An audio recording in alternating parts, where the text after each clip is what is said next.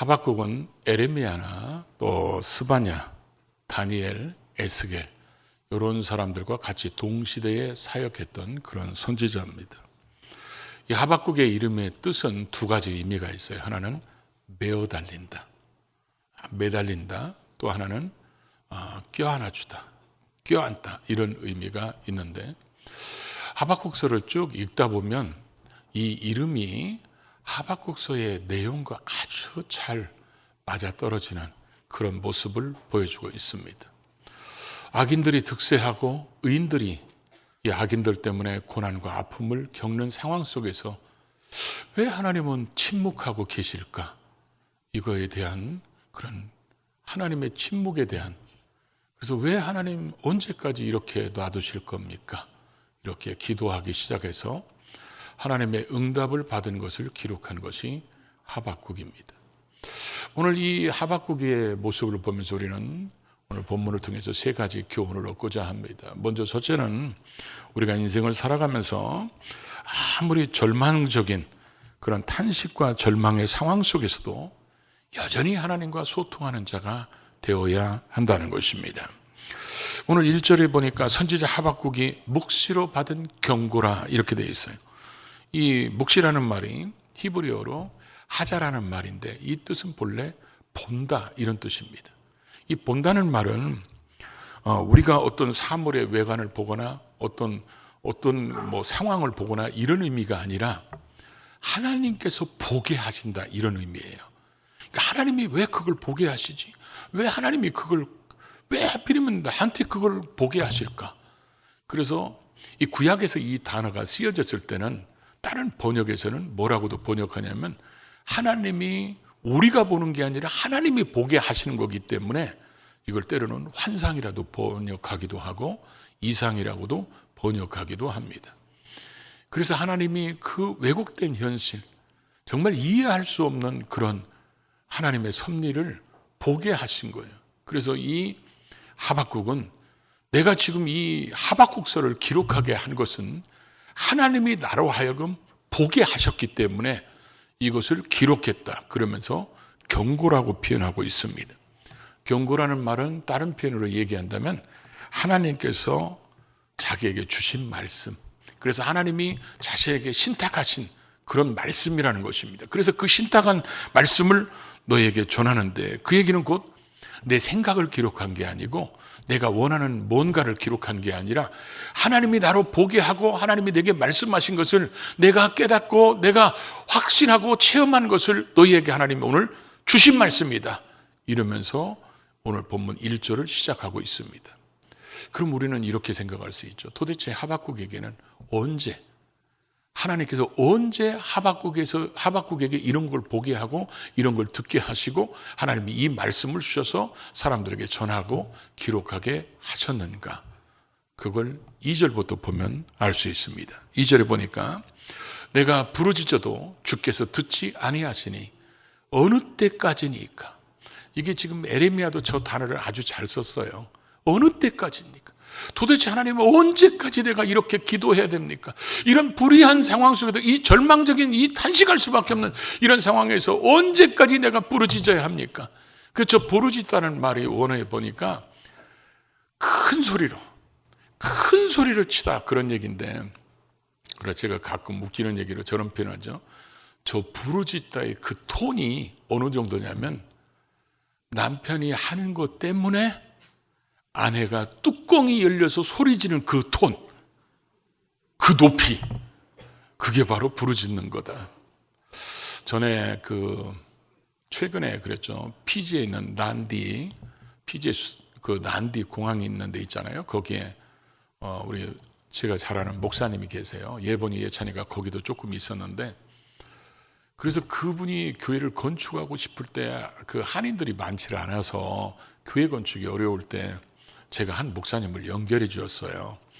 그래서 이 목사님이 거기다 교회를 건축하도록 연결해 줘가지고 설계한 걸 가지고 한국에서 다 제작해서 배로 실어가서 거기다 조립해서 맞춰가지고 세운 교회인데 이게 누전으로 불이 난 거예요. 목사님이 새벽 예배를 준비하고 그러는데 무슨 이상한 냄새 나서 나와보니까 교회가 다 불이 붙어갖고 다 타버리는 거예요. 그걸 보고 이 목사님이 그 땅바닥에 엎드려서 막 통곡하면서 막 울부짖는데, 그걸 이제 사모님이 울면서 찍어 놓은 거예요. 그래서 그걸 저한테 보여줬는데, 그거 보면서 저 부르짖는 소리가 저런 거구나. 막 자기의 목에서 피가 나올 정도로 그냥 하나님 앞에서 절규하는 그런 모습. 이 지금 하박국이 그렇게 하나님 앞에 절규하면서 기도하는데도 불구하고 하나님께서 아무런 응답이 없으신 거예요. 그래서 주께서 듣지 아니하신다는 거예요. 이 듣지 않는다는 말이 원어에 보니까 시제가 미완료이기 때문에 하나님께서 하박국이 기도하는데 하나님이 기도해도 하나님은 들어주지를 않는 거예요. 그래도 하박국은 포기하지 않고 계속 그런 속에서도 하나님 앞에 기도하는데도 불구하고 응답이 없으니까 도대체 어느 때까지 이렇게 기도해야 됩니까? 지금 시간이 촉박한데, 지금 한시가 급한데 하나님은 언제까지 이렇게 기도를 응답해 주시지 않으십니까? 그래서 1절 또 한 자는 뭐라고 표현합니까? 내가 강포로 말미암아 외쳐도 주께서 구원하지 아니하시나이다. 우리는 이 하박국의 기도를 통해서 하나 깨달을 수 있는 게 있어요. 뭐냐면 기도는 그냥 일회성으로 끝나서는 안 된다는 겁니다. 우리의 기도는 하나님이 응답하실 때까지 기도해야 된다는 거예요. 지속적으로 계속해서 끊임없이 기도를 하는 것, 그 기도의 비결을 하박국을 통해서 가르쳐 주는데, 우리는 보통 한두 번 기도했다가 포기하는 경우도 있잖아요. 하나님 앞에 한두 번 기도했는데 하나님이 안 들어주시면 하나님께서 왜 안 들어주시지? 그러면서 응답하실 때까지 기도해야 되는데, 기도는 기도에서 끝나면 안 됩니다. 기도는 언제나 응답에서 끝나야 됩니다. 하나님이 응답하실 때까지 기도해야 되는 거예요. 그래서 기도에서 끝나고 응답이 없으면 그건 허공에 메아리 치는 소리에 불과하고 그러잖아요. 허공에 탄식하는 절기에 불과하지. 기도를 들으시는 하나님께서 우리에게 응답할 때까지 기도해야 되는데, 어떤 상황이 있을지라도 우리가 해야 될 것은 지금 기도해야 되는데, 얼마나 오랫동안 이 하박국이 하나님 앞에 기도했는지 쓰여져 있지는 않지만 끊임없이 계속해서 기도했다는 거예요. 하박국이 끊임없이 기도했기 때문에 오늘 우리가 보는 성경이 기록될 수 있었잖아요. 그러니까 의인은 어떤 절망적인 상황 속에 있을지라도 결국 하나님이 주신 해답이 뭡니까? 이런 상황이 있을지라도, 이해되지 않는 상황, 하나님은 왜 침묵하시지? 그런 상황이 있을지라도 끝까지 하나님의 사람들은 믿음으로 사는 것이다. 이게 하박국에 하나님이 주신 결론이에요. 그런 말씀이 처참한 상황일지라도 위로가 되고 소망이 되게 만들어 가시기 때문에 우리는 절망과 탄식 이런 상황 속에 있을지라도 원칙적인 하나님의 방법인 기도를 끊임없이 해서 우리 스스로가 변칙을 쓰지 않도록 끊임없이 기도의 사람 될 수 있기를 바랍니다. 두 번째로는 이해할 수 없는 하나님의 섭리로 우리도 고민하고 탄식할 때가 인생 속에는 있어요. 그래서 3절은 이렇게 시작하죠. 어찌하여? 어찌하여라는 말이 뭐예요? 왜? 도대체 언제까지? 왜 그러시는 거예요, 하나님이? 그러면서 내가 죄악을 보게 하시며 패역을 내 눈으로 보게 하시나이까? 여기도 보게 한다는 말이 두 번씩 나오는데 이게 같은 단어는 아니더라도 의미는 뭐냐면 내가 보는 게 아니라 하나님이 이걸 보게 한다는 거예요. 하나님이. 우리도 그런 말 많이 쓰잖아요. 왜 하필이면 나야? 아니, 교회 안 다니는 사람도 멀쩡한데 내가 왜 이런 병에 걸려야 되고, 교회 안 다니는 사람들도 멀쩡한데 왜 우리 자식이 이런 어려움을 겪어야 되고, 내 환경이 왜 이렇게 만들어 가야 되는지, 하나님이 하시는 일이 도대체 이해가 안 되는 일들도 얼마든지 우리 상황 속에서 있을 수 있다는 것이죠. 그래서 여기 지금 3절, 4절을 보면요, 여러분이 절대 좋아하지 않는 단어가 연속으로 나와요. 죄악, 패역, 겁탈, 강포, 변론, 분쟁, 율법의 해이, 이런 경우는 여러분이 본래 담쌓고 살고 계시잖아요.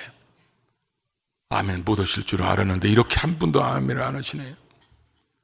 죄악이란 게 뭡니까? 하나님을 대적하고 하나님 앞에 불순종한 근본적인 악인데, 그런 근본적인 악을 가지고 행하는 것들 때문에 패역이라는 말이 뭐예요? 고통, 고난, 이런 것들을 지금 우리가 보게 하게 하나님이 하셨다는 거예요. 겁탈이라는 게 뭡니까? 타인의 물건을 강제로 빼앗는 것입니다. 강포라는 게 뭡니까? 타인의 그런 신체나 목숨을 빼앗는 행위입니다. 당시 위정자들이나 기득권 세력, 부유한 세력들이 없고 힘든 사람들, 그렇게 힘없고 힘없는 이런 사람들이 그런 재산을 강탈하고 또 뺏어가고 많은 사람들을 잡아다 노예로도 팔고 자기의 이익을 위해서는 수단과 방법을 가리지 않는 그런 일들이 지금 비일비재하게 일어났습니다. 여기에 변론이란 말이 나오죠. 공적이나 법률적인 다툼을 얘기합니다. 분쟁이 나왔어요. 개인적으로 무슨 일만 있으면 사사건건 싸우는 것입니다. 그러니까 하나님의 백성들이 사는 사회에서는 있어서는 안 되는 단어가 쭉 열거됐어요. 그러다 보니까 그들은 서로 이해하고 사랑하고 포용하고 감싸주고 관용하고 이런 모습들이 사라진, 완전히 지금 유다가 멸망의 눈앞에 있는 것처럼, 마치 우리의 시대가 주님이 재림하실 때가 된 것처럼 이런 현상이 쌓이고 반복되다 보면 율법의 해이가 나타나기 시작하고 정의가 무너지는 사회가 돼버리게 된다는 거예요. 불의가 정의의 이름으로 시행되고 범법자들이 의로운 자처럼 큰 소리치는 그런 사회가 만들어지게 된다는 거예요. 이럴 때 신실한 믿음의 사람들은 마음속에 고민이 생깁니다. 저는 이 고민을 제가 말씀을 준비하다가 이런 표현을 썼어요. 원포인트 공의를 행해달라. 이 원포인트 공의가 뭐예요? 원포인트는 뭐 하나를 중요하게 여기는 거잖아요. 하나님께서 누가 불법을 행하면, 예를 들어 누구를 납치해서 돈 번다고 노예로 팔았다면 그 원포인트 공의를 행해가지고 그 납치 온 놈을 하나님이 죽이든지 노예로 팔게 하든지 이렇게 해야 하나님의 공의가 쓰는 것 같고, 하나님의 백성들이 정신 차리고 살 텐데 주변에 수없이 불법이 악행이 행해지는데도 불구하고 하나님은 그냥 계시니까 우리의 마음속에는 하나님은 그런 하나님이 아니잖아요. 하나님은 다 알고 계시고 다 보고 계시고 다 듣고 계시는 살아계신 하나님인데 왜 하나님은 저런 악행자들을, 다 악행하는 자가 아니잖아요. 그중에 악행하는 자들을 하나님이 딱딱 찍어서 원포인트로 공의를 행하시는 하나님이면 하나님의 정의가 쓰게 되고 율법이 쓰게 되고 하나님의 권위가 쓸 텐데 왜 하나님은 그냥 계신지. 우리도 그런 때가 많이 있잖아요. 그럼에도 불구하고 하박국은 끊임없이 하나님 앞에 기도했다는 거예요. 왜 그러냐? 그 이름 뜻이 그렇잖아요. 매달리는 자. 하나님 앞에 매달리는 자. 그렇게 기도했더니 우리가 때로는 이해할 수 없어도 하나님은 여전히 일하고 계시고, 우리가 이해할 수 없어도 여전히 하나님은 자기 계획대로 진행하고 계시고, 이럴 때 환경만 쳐다보면 기도가 사그라질지만 이럴 때 시선을 주님께 두면 우리의 기도가 끊임없이 이어지게 된다는 거죠. 그래서 하나님께서 오늘 1장 5절과 2장 2절은 하박국이 하나님 앞에 두 번의 그런 질문적 기도에 하나님이 응답하신 것을 기록하고 있습니다. 하나님이 그런 질문에 하박국에게 응답해 주셨어요. 물론 시간차로 응답하셨습니다. 하박국이 도대체 언제까지, 어느 때까지, 어찌하여 이런 시간차가 지났을 때 하나님이 응답해 주셨는데, 이 응답은 하박국이 듣기에도 충격받을 일, 그래서 하나님이 보고 또 보고 놀라고 놀라는 일로 응답해 주십니다. 그건 하박국이 여러분이 읽어보시고 다음 주에 나오면 들으실 수 있습니다. 하나님이 응답해 주신 것이 하박국이 더 충격을 받았던 이유, 그것 때문에 두 번째 질문을 하죠. 그게 뭐냐면 유다가 망하는데 바벨론을 통해서 망하게 시킨다는 거예요. 이 하박국은 도대체 이해가 되지 않습니다. 여러분, 우리가 아무리 저와 여러분이 신앙이 없다고 해도 우리는 그래도 주일날 교회를 오잖아요. 못 오면 영상이라도 예배 드리려고 그러고, 그리고 예배 못 드리면 마음이 찝찝해가지고 그러잖아. 그리고 우리는 헌금하잖아. 안 했어요? 그래도 나름대로 주를 위해서 살려고 그러고, 기도를 잃어버렸어도 밥 먹을 때라도 기도하잖아요. 그리고 우리가 어떤 죄를 범할 때는 그래도 양심이 찔려가지고 이건 아닌데 최소한 그렇게는 살잖아. 그러면 하나님을 모르는 사람보다는 우리가 아무리 현찮게 살아도 좀 나은 것 같잖아요. 근데 하나님은 그걸 원하는 게 아니에요. 하나님은 조금 나은 걸 원하는 게 아니라 완전한 하나님의 사람을 원하는 거예요. 그러니까 하박국이 볼 때는 이방 나라 더 더러워. 우리도 더 더러운데 걔들은 더 짜가 붙었어. 더 더러워. 그런 사람으로 하나님의 백성들을 심판하겠다 그러니까 하나님 앞에 또 질문하는 거예요. 그게 두 번째 질문인데 거기에도 하나님이 응답해 주십니다. 불의가 진리를 이기는 것 같고 불의한 자의 소리가 의인의 소리보다 크게 들리는 세상일지라도 불법한 자가 의롭게 살려는 자들을 짓밟는 그런 일이 일어날지라도 우리는 기도해야 된다. 왜 그러냐? 우리는 하나님이 껴안아주는 사람, 하나님의 은혜로 품어주는 사람들이기 때문에 우리는 그런 속에서도 끊임없이 기도하는 사람이 돼야 된다는 거예요. 저는 이 하나님이 껴안아준다는 말이 나오면 제 간증을 하나 하고 싶어요.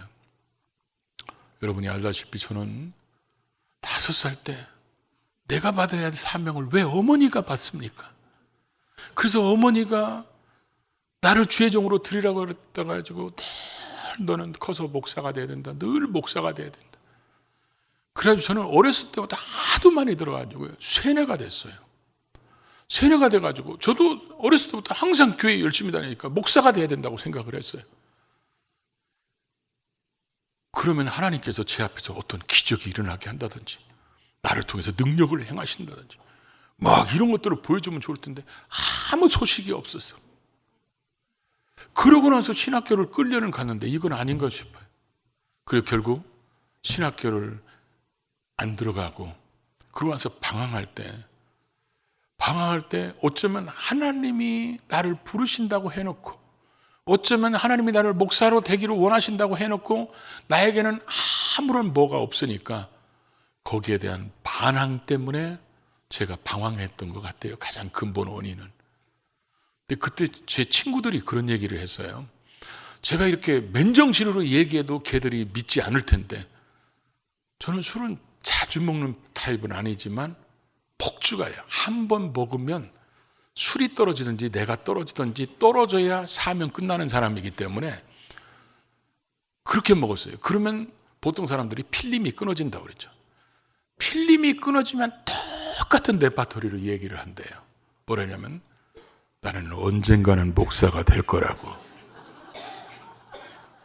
여러분 그럼 그 친구들이 들을 때 얼마나 웃기겠어요. 맨정신으로 해도 네가 교회 다니면 안 믿을 사람인데 내가 술이 취해가지고 그렇게 얘기해. 얼마나 짓눌렸으면 그랬을까요. 그런 제가 하나님 만나고 성령 세례받고 그리고 하나님이 신학교를 가라고 그래서 내가 너를 돕겠다. 너를 돕는 사람이 나올 것이다. 내 앞길에 다 예비된 사람을 준비해놨다. 이렇게 해서 출발을 했는데 돕는 사람보다는 안 돕는 사람이 더 많고 이게 길이 잘 열리는 것보다는 안 열리는 일이 훨씬 더 많은 거예요. 그래서 제가 신학교 1학기 때는요. 하나님과 날마다 기도가 아니고 싸움판이었어요. 그때는 정말 눈물의 세월을 보냈어요. 내 고집대로 안 되니까, 생각대로 안 되니까. 그래갖고 내가 그때가 하나님 제일 마음에 안 들었을 때인 것 같아요. 제가 볼 때. 지금은 마음에 드십니다. 그래가지고 제가 1학기를 마치고 2학기를 이제 해야 되는데 방학이잖아요. 다음 학기 등록금이 없는 거야. 그래서 이걸 어떻게 준비할까? 그러다가 일단 시골로 내려갔어요. 방학이니까. 그랬더니 시골에 전봇대가 이거 딱 써 있는 거예요. 철군공 급구함. 그래서 물어봤더니 우리 동네에 방파제 공사를 하는 거예요. 거기 수문 공사하는데 철군공이. 그래서 그거 가지고 막 갈등하는데 전화가 왔어요. 교회에서. 여름 내려왔다는 얘기 들었으니까 빨리 성경학교 좀 해달라고. 그러니까 이게 그래서 복음성가가 그냥 나온 게 아니야. 이리 갈까 저리 갈까 차라리 돌아갈까. 내가 성경학교를 해도 교회가 장학금을 줄 수 있는 교회가 못 되니까. 그러니까 그러면 성경학교하고 학교를 그만둬야 되냐? 그거보다는 내가 철군공을 해서 하는 게 나을 것 같아요. 그래서 철군 영런대로 갔어요. 가가지고 한 일주일인가 일했더니 콘크리트를 친다는 거예요. 콘크리트를 이틀 동안 연속으로 치는데 그래가지고 저녁에 야간을 뛸 사람이 필요하다는 거예요. 그래서 이제 제가 선택됐어요. 왜냐하면 지금은 제가 몸무게가 이렇게 부었지만 그때는 60kg가 안 나갈 때예요. 그러니까 아주 날쌔게 생겨서 그래서 그때 이제 제가 이제 거기에 야간 일을 하는데 첫째 날은 그냥 치고 둘째 날은 이게 새벽 1시, 2시 되면요. 네미콘들이 쫙 밀려 있어요. 그래가지고 거기가 좁으니까 네미콘들이 하나가 치면 나가고 또 하나가 쏟으면 나가고. 그런데 제가 뭐 했냐면 네미콘이 들어오면 이 슈트를 내려주고 펌프카에다가 이 슈트가 딱 들어가게 하고 콘크리트가 부어지고 큰 돌이 나오면 그거 맥히니까 큰 돌은 골라내고. 이게 제가 하는 일이에요. 근데 이게 1시, 2시 되니까 네미콘 기사분들이 다 자는 거야. 이 차가 나가면서 빵 해도 계속 자. 그래갖고 제가 나가서 그냥 유리창을 때렸어요. 빨리 차 빼라고.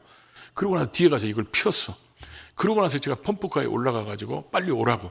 근데 이분이 잠이 들깨가지고 졸다가 제 신호를 보면서 해야 되는데 너무 빨리 빼가는 바람에 제가 그 펌프카에 그 콘크리트 받는 곳하고 이 네미콘이 내려오는 슈트하고 그 사이에 다리가 꼈어요. 그래갖고 다리가 그냥 팍 부딪혔는데 아마 제가 태어나서 그렇게 큰 소리는 그때가 처음인 것 같아요. 창세 이후로 처음. 다리가 그냥 잘라진 줄 알았어요. 와! 하고 소리 지르는데 그러고 나서 쓰러지는데 누가 저를 꽉 껴안아줬어요. 근데 저는 그게 하나님인 줄 몰랐어요. 처음에는.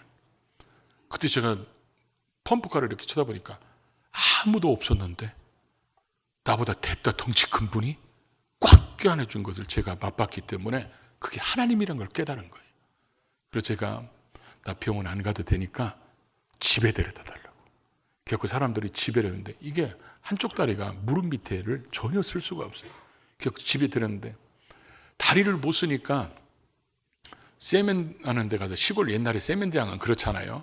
큰 목욕탕에다 물 받아놓고 거기다 이제 이게 물 뒤집어 쓰면서 닦고 있는데 아니 왜 그때 또 화장실이 가고 싶은 거야. 그 화장실도 큰 것이 가고 싶은 거야. 근데 이게 지금 여러분 한쪽 다리를 못 쓰니까 시골 화장실도 옛날에 퍼세식 화장실은 지금처럼 좌변식으로 아니니까 앉을 수가 없잖아요. 그러니까 화장실은 급하지 지금 이거 다리는 이렇게 절고 있지. 그러니까 하나님 앞에 기도하는데 제가 뭐라 했냐면 하나님 저 성경학교 교사 하겠습니다. 그러니까 요거 빨리 다 화장실 가게 어떻게 해결해 달라고. 그랬더니요. 야 그럴 때는 즉각이십니다. 네 손을 대고 기도하라는 거예요. 그래갖고 제가 기도를 하는데 어렸을 때 이런 놀이 해보셨죠? 손가락 끝에 고무줄로 이렇게 쭉 감아놓으면 여기가 나중에는 뭐요?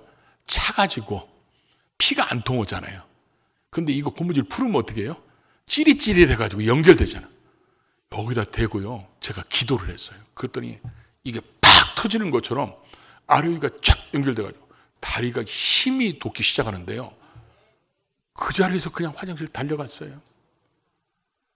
그러고 나서 제가 교사를 이제 성경학교 교사를 해서 성경학교 잘 마쳤는데 저는 그때 깨달은 게 뭐냐. 하나님이 안아주시는 게 이런 거구나.